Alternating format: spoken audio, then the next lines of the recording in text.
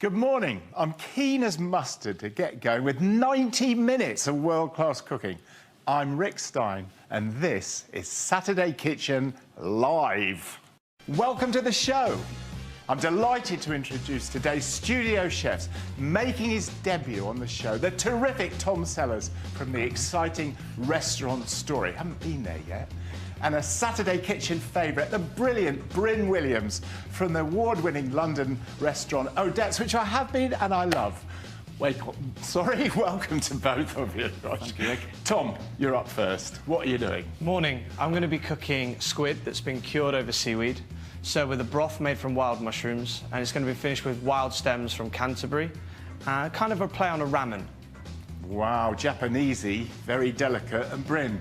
Well, completely different, very rich. You know, obviously using a lot of British ingredients, Tom's and me as well. So roast loin of venison, crushed Swedes, so we cook it in a little bit of water and butter, loads of black pepper at the end, charred grilled sprouts and broccoli, and I'm going to make a sauce as well with blackberries, just to cut through the richness of the venison. So very, very seasonal, very autumnal. Well, couldn't be too different, but they sound fantastic. And we've got some brilliant clips from the Hairy Bikers, Ken Hom with Ching Hee Wang, hope I got that right, Tom Kerridge, and of course, me. Looking forward to seeing how young I look in today's selection. And our special guest is a singer-songwriter who just seems to get better and better. Probably best known for her hits The Closest Thing to Crazy and 9 Million Bicycles in Beijing. Fab song. But she's back with a fantastic new album. Welcome, Katie Melua.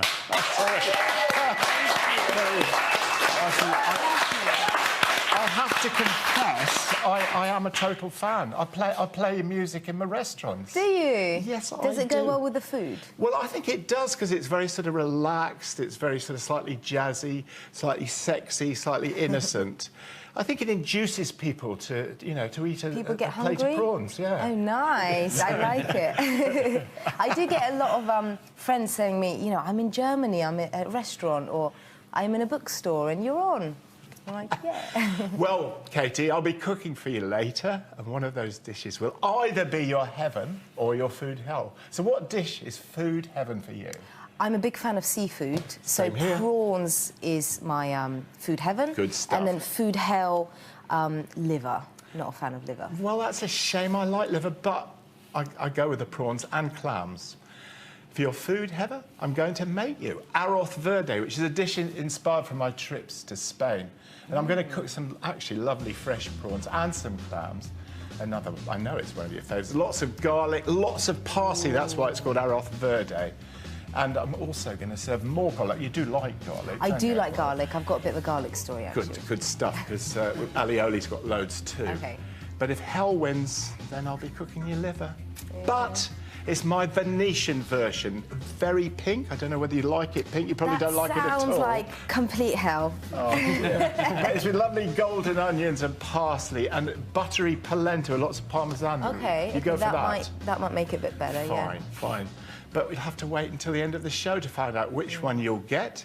If you'd like the chance to ask any of us a question today, then call 0330 123 1410. Again, that's 0330 123 1410. And if we get to speak to you, I'll also ask if Katie should have her heaven or hell. But if you're watching us on catch-up, then please don't ring us. There'll be no one there. People do. Yeah, no, we'll be away. You can also get in touch with social media using the Saturday Kitchen hashtag. Right, let the cooking commence. Tom, what are we cooking? So, this morning we're going to be cooking squid. Good stuff. With a broth made from shiitake mushrooms, a seaweed called tooth rack. Tooth rack? Yeah. Is it like bladder wrack, but not quite the same? A little bit similar. Very similar, actually. Great. I hope we'd be using kombu, because when I was in Japan, they said, very good for bald head. So it grows in abundance all over the coast. OK. So we're going to start by that. What do you want me to do? With some wild stems. Some wild stems, so not the leaves. All these stems have been picked by Miles Irving. He's someone that I work very closely with. I've read about him. Amazing guy. Yeah, he's the sort of the forager. He wrote a book and everything. He did. So we're working with him. Lots of different stems. You've got horseradish stem, you've got sea radish, sea cabbage. So that's cabbage, that's That's radish. Yep, sea aster. So if Sea you aster. chop all of them That's very stems, exotic. I'm going to quickly get the broth on. Okay. Which is really easy, just mushrooms in the pan with the Right. seaweed. A little bit of soy, a little bit of mirin, a little bit of sake, a little bit of chopped ginger. So it is quite Japanesey. What are those the shiitake definitely mushrooms? taking that philosophy. Yeah, full of vitamin D, really get that umami flavour from the mushrooms and the seaweed. Okay. And are you going to keep the mushrooms, or I hope you won't throw them away afterwards? Yeah, so we chop the mushrooms after they're braised in the broth, and then we use them inside the broth as well. Oh, brilliant. So a little bit of ginger. Okay. So just the stems here, then? Just the stems. Not the leaves? And I've looked at your book. I really like your book, actually. You're Thank very you. opinionated, but so you should be at your age. No, I think I wanted the book to be really honest and open, and to reflect Well, why I love cook. it. It's called A Kind of Love Story. Yeah, And it's you kind of a also love story. say that cooking just reveals everything about you, in the kitchen. The way you cook. I think the beauty of cooking is that it's really romantic, and I think that it really shows a person, as a lot of people say, like an artist. I think when you cook, you really get to understand who you are and other people. So the broth goes on. What we do is we cook that down for about 4 to 6 hours. I noticed you've got a chapter called Pressure in the book. Yeah. Because I used to sing in my mind under pressure all the time when things were getting really bad. Okay, nice. So then squid. So what we've done is this is the body of the squid. That's been cured just for a day over seaweed. Really? So all that does is the natural salts in the seaweed starts to tenderise it, cure it slightly. So you're using the salt in seaweed. That's brilliant. And then what we do is very natural, very Japanese. This kind of methodology is the way we tenderise the squid. Is I'm going to score it 3 times on the hard side, which is the exterior, and twice on the interior of the squid. And what that does is it tenderises the squid and hopefully gives kind of a texture like butter. Hopefully. Well, this is a sort of process that is incredibly labour-intensive, isn't it? How come you're not cutting right through there, then? So you don't want to go all the way through. What we're going to do is we're going to cut I'm just going to interrupt. thin What strips. are these? That is dock leaf stems. For nettles? Yeah, so if you got stung, your mother would say, get a dock leaf, rub it on to stop the stinging. Okay. Really citrusy. I'll try it. So just if you couldn't find dock leaves, or if you wouldn't dare pick them, or if you picked up something wrong, what would you suggest using? Because it might be something you could cook at home. It might be. Yeah, I think, I'm not... Oh, that's good. The romantic side of me, and obviously within the restaurant, we have that ability to be able to work closely with someone like Miles. Yeah. Be able to spend time sourcing new stems, wild stems. Yeah, that's sheep sorrel. Sheep sorrel, right. But I think if you're cooking this at home, obviously you can replace it with stems of your simple herbs, like your parsley's, your corianders. Nettles? Instead of just using the leaf. Nettles? Nettles, perfect. Yeah. Give them a quick blanch to take that sting away. Dandelions? Dandelion, all of them kind of things. I think, if I go back when I first started working in restaurants, a lot of the times you'd find they'd pick the stems off and either throw them away, discard them, or just put them into stock. When actually the stems, great texture, full of flavour. Sometimes there's more flavour in the actual stem itself Definitely. than the leaves sometimes, so yeah. And obviously that's why we started in the book, the chart that you've seen. Okay. Talking now about then, different stems. Katie, I just think I think you should try some dock leaves and a little bit of I'll give it a go. Wild radish. It's like Christmas. Yeah. Okay, let's go. see. Do you want to put it in my palm? Tell me what you think. Okay. Or tell Tom what you think. So, How's your first stem experience? Not what I expected. No. I see in your book you've got a little sort of a wheel in the back of sort of seasonality of all these. Yeah. When I first started working with Miles, that came about towards winter. I slowed down using stems and wild things, and I guess me being naive was like, well, nothing really grows anymore now, right? There's frost on the ground. Yeah. And he actually came to the restaurant and was like, Tom, look at all of these amazing things. And that's what really inspired that kind of wheel. That's really all year round. I've actually doing long weekends in Copenhagen recently, and I've got to meet some of these. I couldn't get into Noma, because you worked there, didn't you? I did work at Noma. Well, I'm not, and you, of course, you're a good friend of René Redzepi. So. Yeah, I know René well. He was. He seems really nice. I'm not You're trying moaning. to get a table, Rick? Is that what you're doing? You're trying to get a table through Tom? Well, it was nobody's fault with the production company. They just didn't realise you had to book. You have to book 3 months in advance, and you get about 10 seconds at 9 o'clock in the morning. I wanted to get in there too, but I couldn't. There you go. It's too late. But it was quite funny, really. And I mean, I saw him at a do in London recently. He seems really good news, is he? Yeah, listen, he's a genius, to put it simply. What are these? I know what these are. They're rowan berries. They're rowan berries. So I know you love garlic. This is what we do. Use garlic. We use rowan berry instead. So it's a wild berry that grows. It has that kind of tanning. It's not as I'd say as pungent as garlic. Yeah. But we use it in the same kind of structure to build flavour. Oh, that sounds amazing. So what I've done here is I've just sliced that squid almost like noodles, noodle size. Now it's tenderised. And we're going to use that. That'll be the kind of noodles in our ramen and our broth. And how's it coming on? We need to start thinking about which one. Oh, it's this one here, isn't it? So that's cooking away. This is the finished product, and then I've got some here that we're going to use. OK. So now inside there, I've got my squid. I'm going to season it with a little bit of Maldon sea salt. OK. Anything else? And a tiny bit of rapeseed oil. Rapeseed oil? Yeah. I know from my Copenhagen days and Icelandic days, nobody uses olive oil anymore. Is that right? Yeah, I think that I don't use olive oil personally in the restaurant or at home. I find it quite offensive. I've probably offended a lot of people by saying that. That's Italy off the list, isn't it? As you said, well, sometimes just opinionated. A load of olive oil and aioli with olive oil. Yes. Maybe we should make the aioli with rapeseed. Would you feel happy about that? Yes, I would. So it's the heaven. We've got all the wild stems. Where can I put those then? We're going to go down first with the squid. OK. Inside the bowl like that. That's so pretty. It looks like a flower with the bowl within a bowl. Like that. OK. Squid down. And then, literally, just like a ramen, all the different stems in there. Ramen. I'm going to quickly chop a mushroom that in come out Japan, of there's the just braised restaurants broth. that specialise in ramen and nothing else. I never know how they manage to make any money. But, I mean, I'm sure you don't charge a lot for this because it's so... well, I'm sure you do, actually, because it's so labour-intensive. I was waiting for that. I was waiting for that. Well, I mean, I can understand it, because crikey. So when looking at you doing that squid, it's sort of... a few mushrooms here. I'm going to go in as well. Oh, I know we've got here... What's this called? So that is salty fingers. Right. If you pop a few of them in there, they're really quite... I suppose you never called salty cellars. Salty cellars, no, I've not. Until now. Until now. Well, one of the chefs I had first was Paul Sellers, they used to call him. We used to call him Salty. Do you mind? Salty Sellers. I think it's a good name. I like it. Good name for a To be honest, Rick, you can call me anything. Oh, so we've got two liquids here. What are they? Yeah, so we've got the broth here. OK. And then a few special things I've brought in just to season the broth, so the way we find sugar and acidity. Okay. We try and steer away from citrus. So here we've got a vinegar made from meadowsweet. Has kind of a chamomile feel. Looks similar to elderflower. What would you use at home? It sounds very Beatrix Potter meadowsweet. Yeah, no, you could use a normal vinegar, so either a rice wine vinegar or a Chardonnay vinegar or a champagne vinegar. And then this is birch sap syrup. So we're going to use that as kind of our sweetener. And here we've got some little... Just to finish, this one here, this is lactose fermented ramson.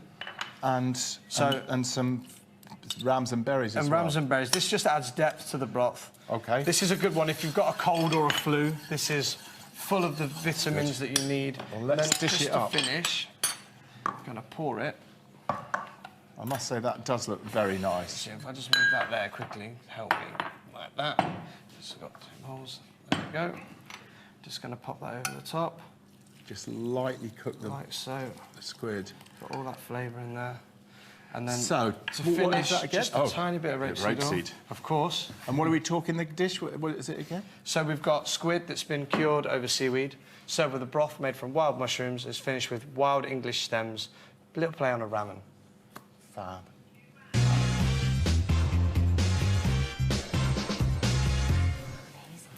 Right, let's go and try this then. Have you been watching with some interest? Lots of interest. I love that bit when the food gets placed on the table in front of you, and you, as someone that's about to eat it, you get so excited. Something that I learned back home in Georgia. It smells good. Okay. You can smell it from here. That's lovely. Oh. I always get nervous, even. Yeah, I bet you do. Honestly. Really? Well, I think we all do, really. What do you think, Katie? Oh, it's lovely. Yeah, you think you could live forever?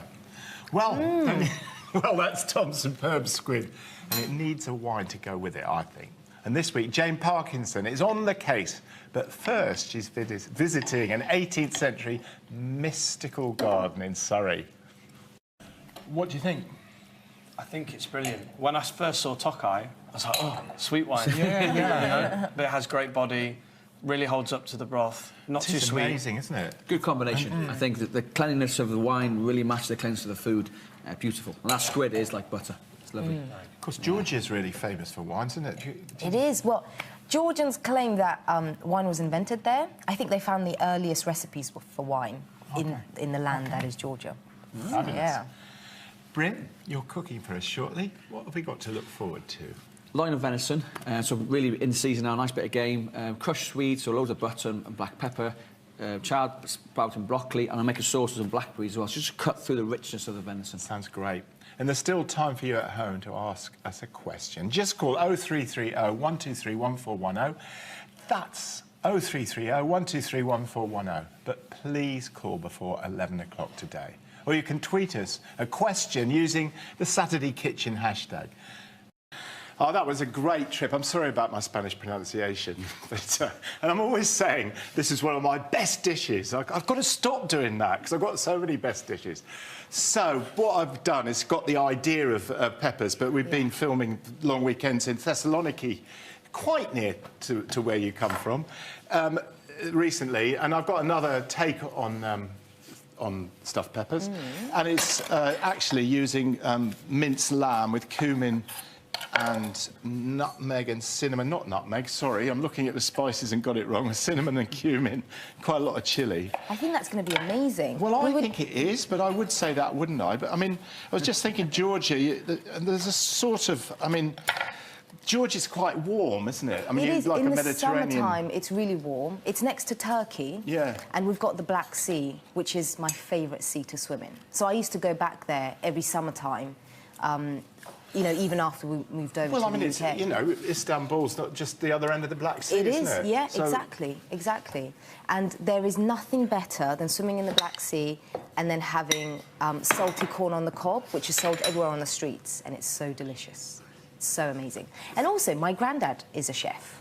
Is he? He is, yeah. Still in Georgia? Still in Georgia. What does he cook? I mean, what sort of... All sorts of things. Lamb? Salted, salted. Yeah, he'll cook that. But you know what? Toasted pine nuts. His story is really incredible because when he was really young, like a lot of people... Oh, I know, I should be... Sorry, no, carry on. I shouldn't be saying this.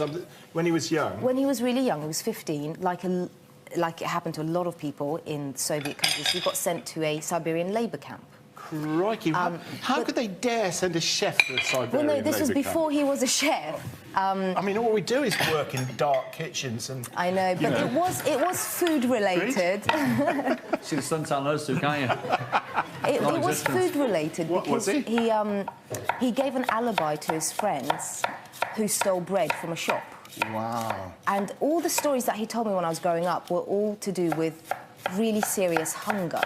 You know, like, I mean, we're talking, you know, some of the most devastating stories of the 20th century. Oh, I know. I've just spoke to other people. You know. We spoke to some guy in Venice who'd been sent to a labour camp, I don't know why, from Austria. I will find out. But he survived on sauerkraut. So much, you know... That's amazing. And what's incredible is when I go back, and the art of eating was always so revered and special in our home. I didn't really realise it until he told me later, you know, this backstory that there was all this things that happened with hunger. So, you know, when I sit down at a table and there's food placed upon me, especially when it's like this, when it's done by a master, that is... you know, that's what life's about, I reckon. So, gosh, well, I mean, your new album's all about going back to Georgia, making it there, and getting in with that choir, the Gory Women's Choir. Yeah. Wonderful. And you're bringing them on tour? I am. I just wanted to explore the art of vocals with it and to see what I could learn. So...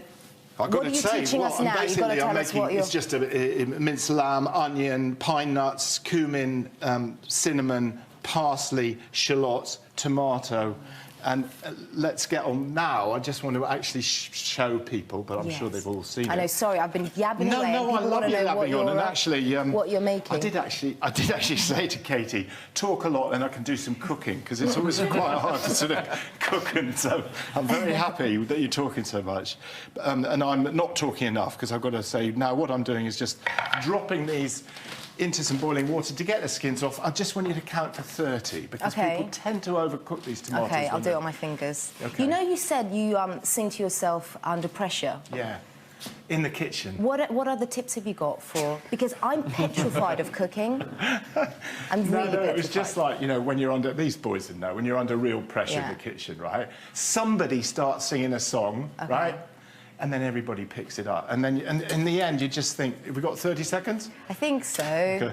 And then you start getting cross. Yeah, once you start singing one song in the kitchen, the whole chef sing it, and it stays all day. And I mean, it's a beautiful song. I love David Bowie, but, you know, the later, much lamented David Bowie. But in the kitchen, you just say, I can't stand it. I don't want to hear Under Pressure anymore, because I'm under pressure. Let's see, what other songs would be good for that? But, I mean, it does take 30 seconds to get to a chorus. I mean, this is one of the things that why I really love your music, because I was listening to Call Off the Search, and I just got it, and the song in it about oysters, right? And I'm always looking for food with oysters in it. It's sort of, well, how does it go? OK, so the opening line is, let's see if I can remember, it was years ago. It was sort of like... Some people say that oysters make you come on strong, but I don't buy it. I don't believe my diet turns me on. Do you know what? I was just... Nice. You know, it's always a bit strange listening to lyrics when it's not in a song. But also, I think it's... You know, I was thinking... If you were doing like a learned essay in sort of like food and diet and what it matters, you could do that as the title, you know? Oh, cool. Discuss. Brilliant. Maybe I'll wait for that. Should be a recipe. Right, I'm just chopping up the tomatoes now. That'd be great. God, I'm sorry. I'm so enjoying talking to Katie. I'm finding it a bit difficult to finish this dish, which I'm supposed to be doing. I'm sure it'll still be delicious.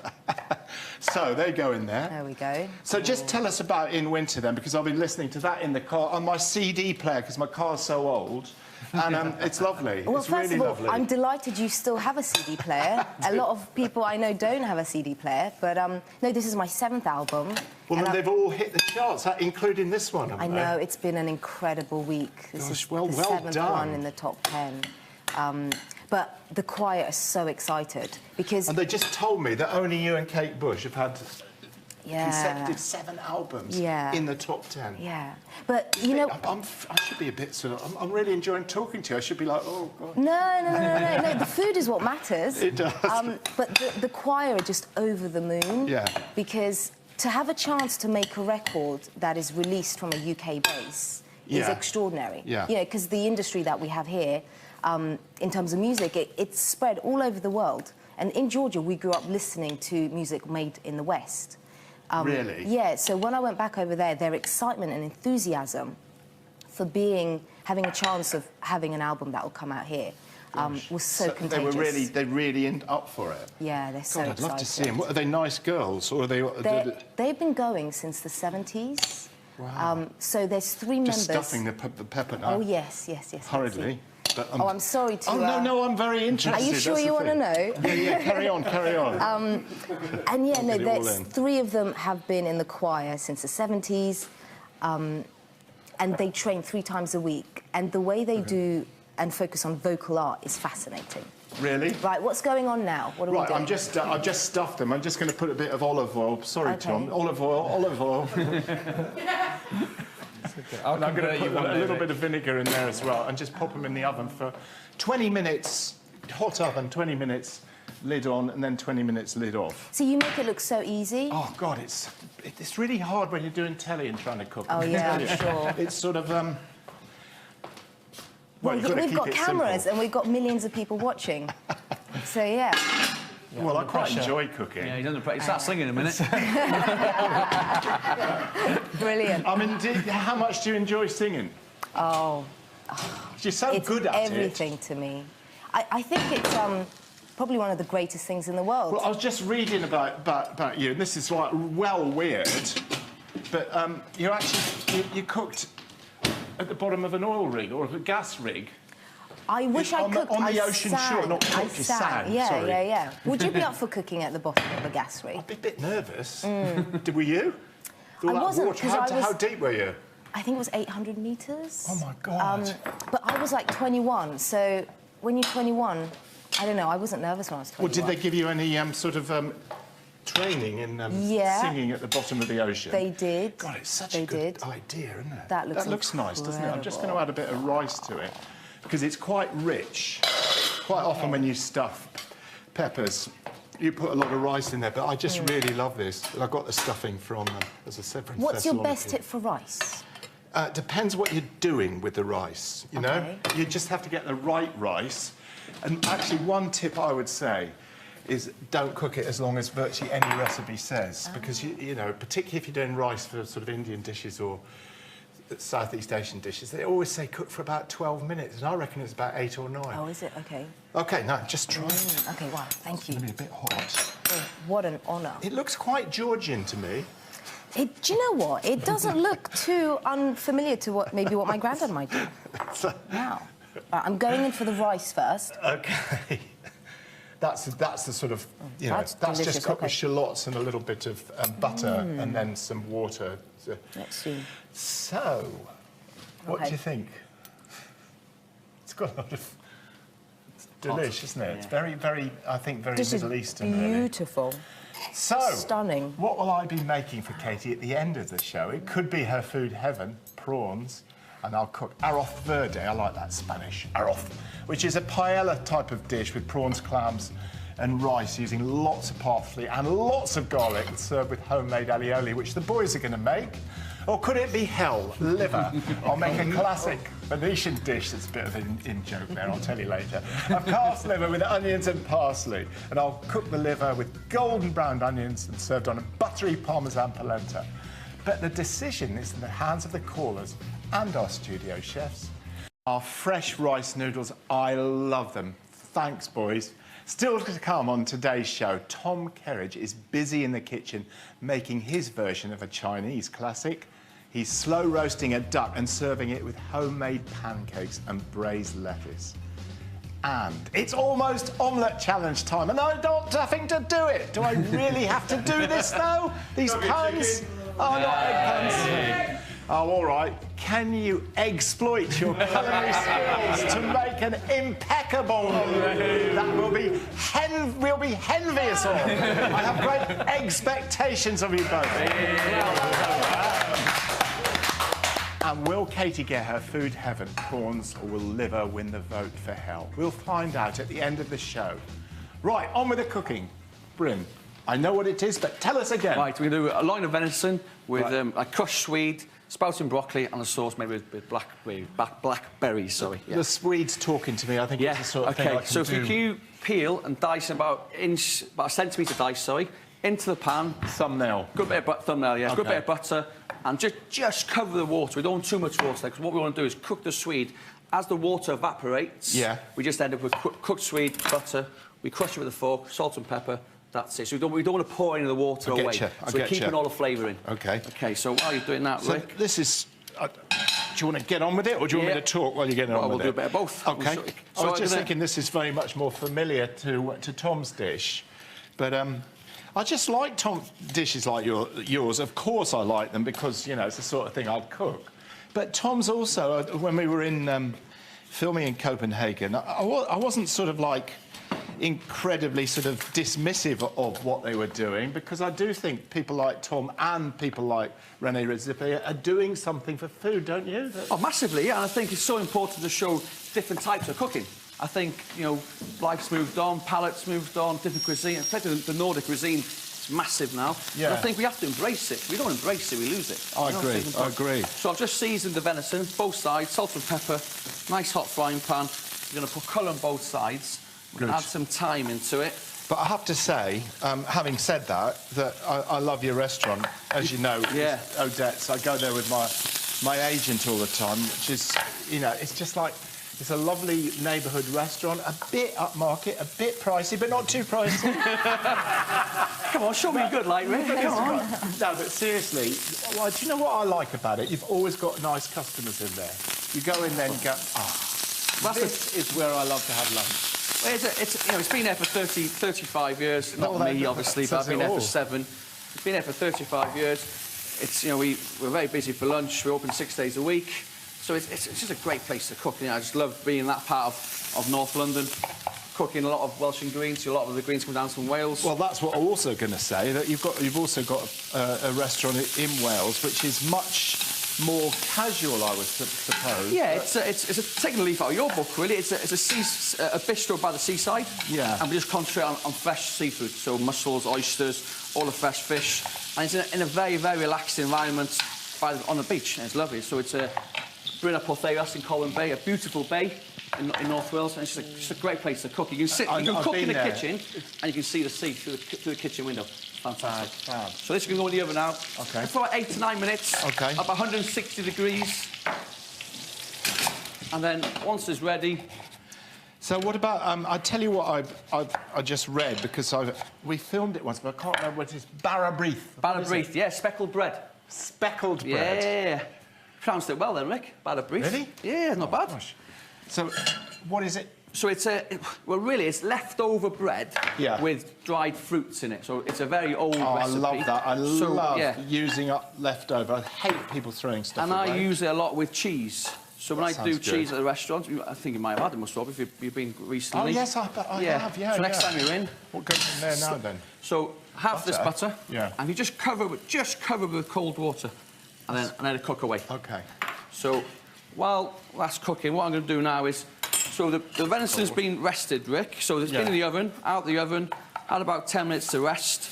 And again, not wasting anything, not throwing anything away, and especially flavour. We're going to use the same frying pan now. Good stuff. To deglass and get the flavours of the venison. While that's cooking, do you want to blanch a couple of sprouts and broccoli? We just want to, a minute or two, just to keep the colour. Then we're going to put into a nice hot frying pan.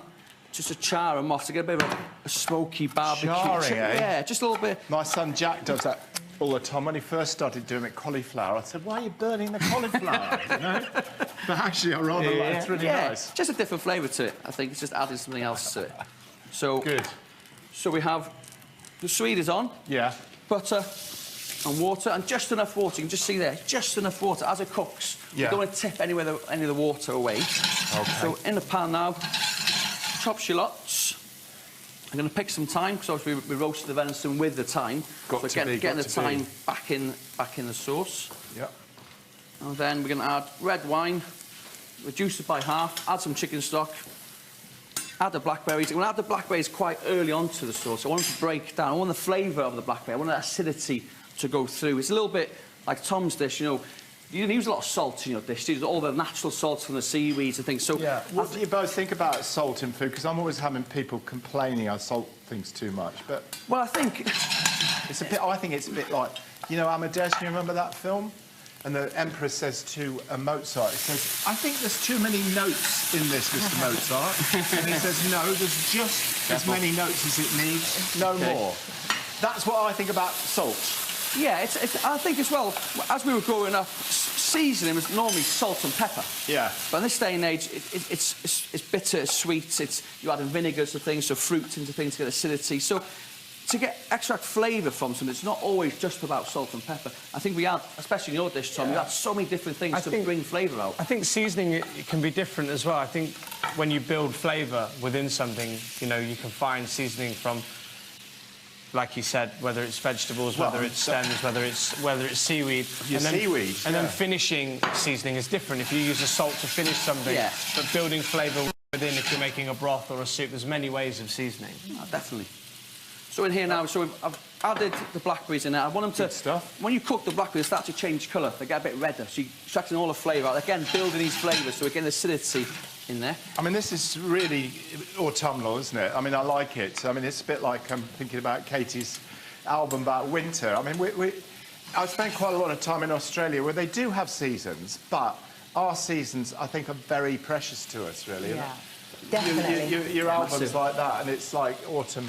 Well, I wanted to make a record that you could listen to at winter time, and that deals with all the warm and nostalgic feelings that we get at that time of year. So it was about going back to beautiful choral music from Eastern Europe and being inspired by that and telling stories of my childhood. But yeah, something you could listen to at winter time. Because when we cook to reflect Yes, the please, season. yeah. Yeah. So and here we maybe have... it would chill you out when you're cooking. Yeah. You know, at Christmas time. I know that's very cool. So Not here, under Rick, we've pressure. got under pressure. He's under pressure now. So we've got the sweets cooked, so all the water's evaporated, nice and buttery in there. So if you just crush it with the back of a fork, salt, plenty of pepper in it. And again, talk about seasonality. My gran always says, never touch a swede or cook swede until there's frost on the ground. Really? And the reason being is, as the ground goes cold, the earth goes cold, the vegetable sort of hardens up, and as it defrosts, it loses all its excess water, and it's a lot sweeter. They do say that, don't they? So your gran's never wrong. No, of course I not. don't care how old you are, your gran's never wrong. Well, my gran used to say, eat more fish. OK, so... I've just put venison on the menu at Story, actually, Bryn. This will go on. This dish will go on in the next couple of weeks of the as well. So a play on it. Yeah, it's that time of year, right? Yeah, definitely.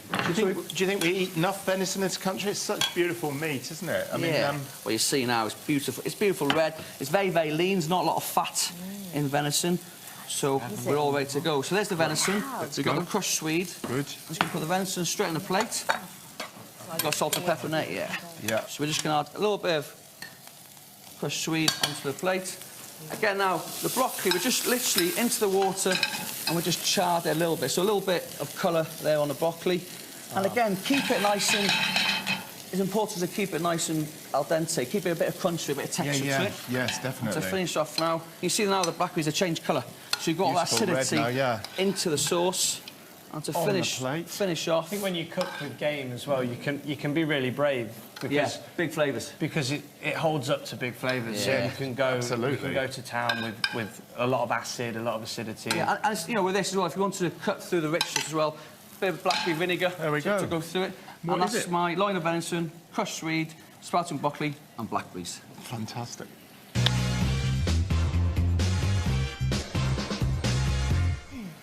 OK. This is fun. Wow. Well, Katie first. Am I going to try ladies first? Yes, definitely. Always ladies first. First of all, that looks majestic. Doesn't it? It looks like a perfect You just hope it shows picture. autumn on the plate. You know, and I think using game, in Britain we have loads of game. The French are jealous of us. We have all the game. Right. So we have to embrace all the game, I think. Well, you know, Escoffier said the best game in the world comes from Scotland, and it's called grouse. Always like that, because, you know... Yeah, I'm more of a partridge fan, if I'm honest. It's my favourite bird. Yeah. Have fun. The fruit with it is Just cut the richness of the venison, hopefully. wow. And also, Wow. with it being so warm, it's beautiful. And the fruit. Yeah. That is lovely. OK, let's head back to Cobham in Surrey to find out which wine Jane Parkinson has matched with Bryn's vibrant venison. Well, I've just tasted this. I always call it Aglianico. Of course, it's Alianico, but it's a perfect, well, I think... Loads of flavour. Yeah. You know, really, really good, strong glass. When we tasted it this morning in rehearsal, I thought it was too overpowering, but it's had time to breathe, and now it's beautiful, stunning. very rounded. Now, somebody's just asked, I think it is festive, but how would you make that more festive? Festive. Cranberry. Cranberries, bit of chestnuts on it. Chestnut goes well, bit of raw chestnuts. Yeah, nice. Yeah, that sounds good. Good. Cracker. Well. And a hat.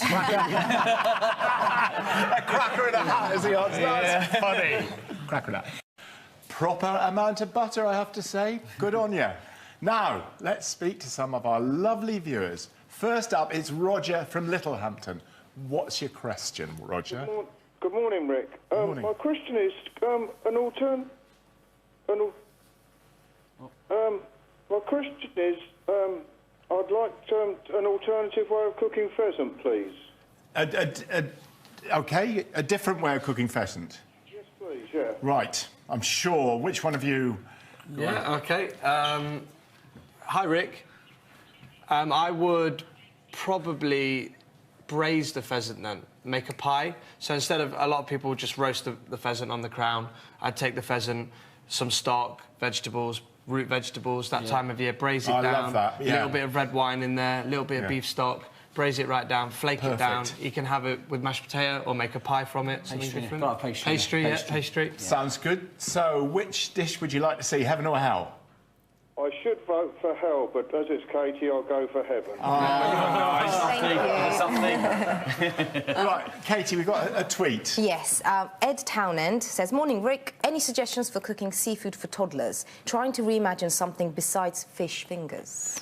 Well, I have to say I'm a little bit over the top here, but I used to give my little boys mussels when they were little. They're not as dangerous. They're not dangerous. If they're fresh... Yeah. Kids love mussels. It's They're the whole fun thing of to eat, taking it right? out of the shell. Nice. So I know you're not going to like that, but... Cool. Another tweet? Yes, from Pauline Swift. She says, "Good morning. I have a whole chicken. What can I do with it other than roast it?" I'll go this one. Well, normally people do roast a whole chicken, so what I would do, put the whole chicken into a large saucepan, just cover the water, add some chilli, lemongrass, some coriander, and just slowly like, simmer the chicken. Once it's done, add some pak choy with different leaves in it and cook the rice out to that liquor as well. And then the chilies you add in the actual broth itself, take them out, chop them up, a little bit of sugar, a little bit of soy sauce, make a little chilli sauce, and you got like a poached chicken, rice, coriander and chilli sauce. Beautiful. Nice and light as well. Very Southeast Asian. Let's go back to the phones. Our next caller is Moya from Bodmin, my neck of the woods. What's your question, Moya? Bryn, Captain. Go on, then. At Bodmin Farmers Market, they get me nice turbots. They're not very big, they're plate size. And he fillets them for me. But what else can I do with it? I'll go this one. Go on, then. Go on, then. If it's a nice size, just roast it whole with skin on. Just take the eyes out if you want to. But shallow tray, a little bit of stock or a little bit of water, good knob of butter, in with the turbot, season the top, bit of herbs in there, and just slowly cook it in the oven about 160 degrees, 140 degrees, for about 20 minutes, and just keep basting the fish with all the juice that comes out. Yeah, small turbot. Yeah. I bought and then take the skin off. I bought a lovely. turbot kettle the other day for 20 quid. Didn't you know? It looks like a coffin. Yeah. I haven't got that much money. He's got more money than me. What do you cook it in? Well, I mean... Yeah, because my tray's not wide enough. No, a roasting tray. If you put it in a roasting, just put it on a roasting tray, I guess. Or if you haven't got the tray's not big enough, cut it in half, leave it on the bone, and then roast it. So similar to we did the venison, salt and pepper, in a frying pan, knob of butter, Right, Moya. and keep it. Heaven or hell? Heaven, definitely. Good stuff, good stuff. Thank you, Moya. And Barry from Normanton, what would you like to ask? Morning. I'd like to know the best way to cook fillets of fresh sea bass. OK. Well, it's got to be sustainable first, doesn't it? So it's nice, sustainable fish. And for me, sea bass has to be cooked on the skin side down, in a fry pan, or leave it whole so you can bake it in salt. I mean, you can... It's sustainable. We're talking you can get a lot of farm sea bass now, because there's a moratorium on bass for this next year, I think. So, I think... Yeah, but cook on the skin is my way. On the skin, or leave it whole bake it, lots of lemon, herbs, Yeah. stuff it inside, bake it whole, flake it down. Yeah, lovely. Yeah. OK, heaven or hell? Well, I love Katie and I hate liver. So it's definitely heaven. That's the right one. Good stuff. Now then, it's time for the omelette challenge. It's your first go, Tom. And where on the board are we aiming for? What do you think? He wants to go to the top. He wants to go number one. No. I want to just be in the mix. I want to get on the board. Let's just have it there. He wants to be in between 1 and 2. That's what he said. And Bryn, you've done this quite a few times before. Yeah, I can't beat 22. I don't know. I haven't got the checkers. Am I allowed to move things over? Do what you like. I'm just going to give you the essential rules are you must use 3 eggs, but feel free to use anything else from the ingredients in front of you. And I'm so glad I'm not doing this, as I'm terrible at it. And the clocks stop when your omelette hits the plates. Let's put on the clocks on the screen, right? So, are you ready? 3, 2, 1, go!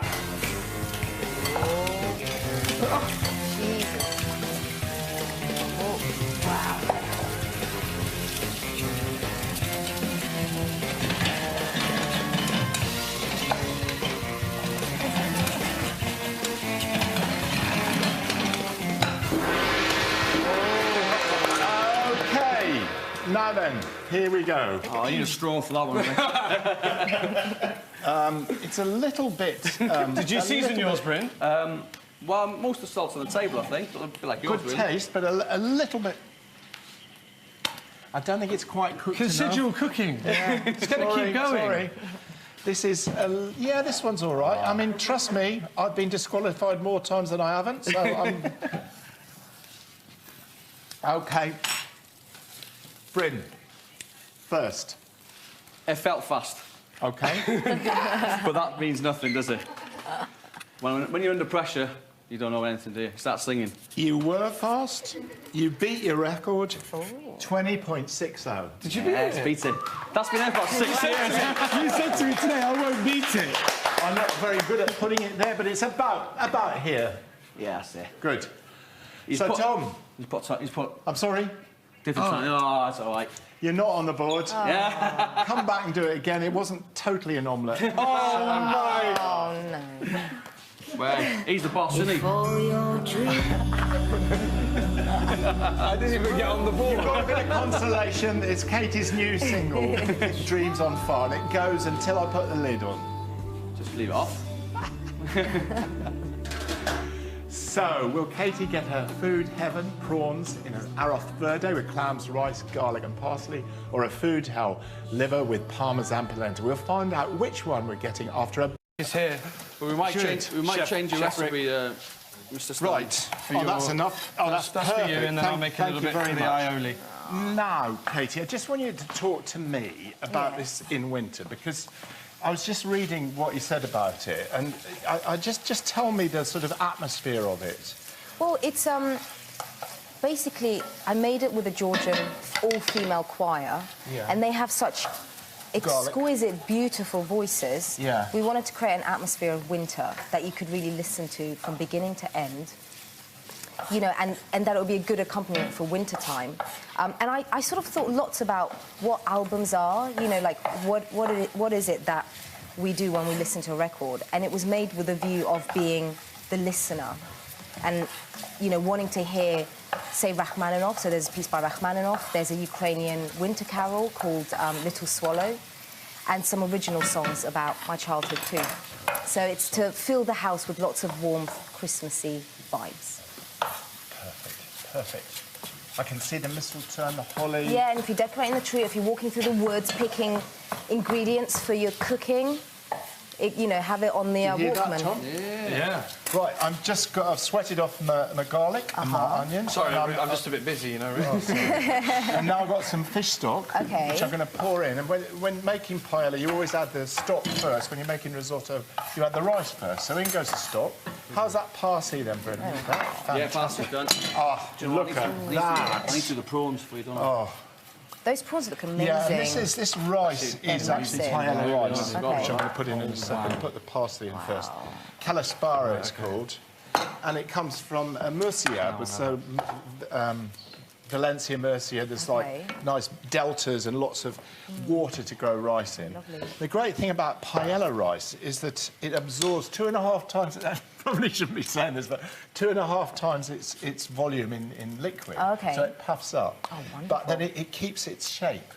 And with risotto, it's a very similar looking rice, but that tends to, when you cook it, it tends to give up its... the gunge in there, I can't remember what it's called, but it's not gluten, that's for sure. Starch. Good stuff. Is it one of your favourite things to travel abroad and discover food from other... It really is, and what I particularly like is like, it's actually a bit like Tom, where a dish has a story, and when you travel, you do tend to find all dishes have a story, and particularly something like paella, which was essentially a local dish using rice and whatever was to hand. So they would use chicken, rabbit, seafood, frogs sometimes. Not, I have to say, and this is a joke at Jamie Oliver's expense, not necessarily chorizo, but I do feel a bit sorry for him. I don't know, but he's admitted he always puts chorizo, you know, that spicy Spanish sausage, in his paella. Does he? And everybody, all the aficionados say, never, never. Can't do that. But he's saying, well, why not? If it's what I like, why shouldn't if he likes it. I agree with it, actually. So, thank you very much, chaps. Right, we're just going to pop those, will be enough now. We're going to put those in here. You've got to be allowed to have some creativity, though, don't you think, with food and cooking, I think especially so. as a chef? I think so. You know, ready. Yeah, oh my so, I mean, these are just lovely fresh prawns. I won't put too many in just for time. And then here's your clams. Wow. And you just put them on top like this. And this stage in the dish, it's about 6 minutes cooking. Just need to taste to put enough salt in, because if there's one thing, apart from losing the omelet challenge or splitting the aioli He's jinxed it. that I The pressure's on this one. how's it going, boys? That's looking all right. I think we're in luck this time. It's actually not under seasoning thing. Okay. Oh, that's it. Blame the Welsh boy. No, Be generous with your spices. Yeah, absolutely. But that's good. That's good. Right now, that is. I need to cook that Getting now for about excited. 15 minutes. I just need to let it move on a bit. Yeah, it's getting exciting. How is that then? Yes, good. And how come they're doing it like to go to that, the like gym. slowly? Yeah. Why is it? We normally add oil I tell to you- emulsify it slowly, so You it worked out emulsifies together. which one's the donkey. You add it slowly because otherwise it splits. And basically, when you're making an emulsion like that, you're using egg yolk to coat the little droplets of oil that you disperse all the oil as you whisk like that. Okay. And you want the egg yolk to coat the oil because then,